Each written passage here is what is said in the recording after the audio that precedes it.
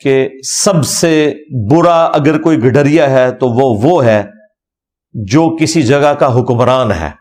جس طرح گڈریا بھیڑ بکریوں کی حفاظت کرتا ہے نا، اس طرح حکمران عوام الناس کے اوپر ایک اللہ تعالی کی طرف سے مقرر کیا گیا ہے. اگر اس نے انصاف نہ کیا تو جنت کی خوشبو بھی نہیں پائے گا. یہ حدیث بخاری مسلم میں ہے کہ حکمران نے اگر انصاف نہ کیا تو جنت کی خوشبو بھی نہیں پائے گا. یہاں تو لوگوں کو شیروانی پہننے کا، بیج لگانے کا بڑا شوق ہوتا ہے، لیکن ان کو پتہ نہیں ہے کہ یہ سیدھا سیدھا جہنم کما رہے ہیں اگر انہوں نے اس پوسٹ کے ساتھ حق نہیں ادا کیا.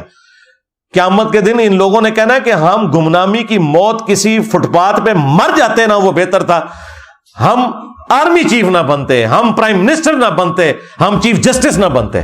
اگر انہوں نے انصاف نہ کیا تو انہوں نے آخرت میں کہنا ہے کہ یا اللہ ہمیں تو کسی فٹ پاتھ پہ مار دیتا، ہماری لاش کو کوئی دفنانے والا نہ ہوتا، کم از کم آخرت کے عذاب سے تو بچ جاتے ہیں.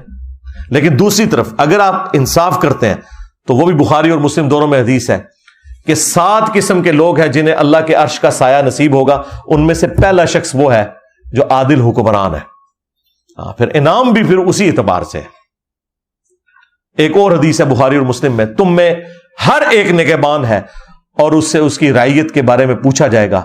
پھر نبی صلی اللہ علیہ وآلہ وسلم نے فرمایا کہ ایک حکمران اپنی رعایا کے اوپر حاکم ہے، اس سے اس کے بارے میں پوچھا جائے گا.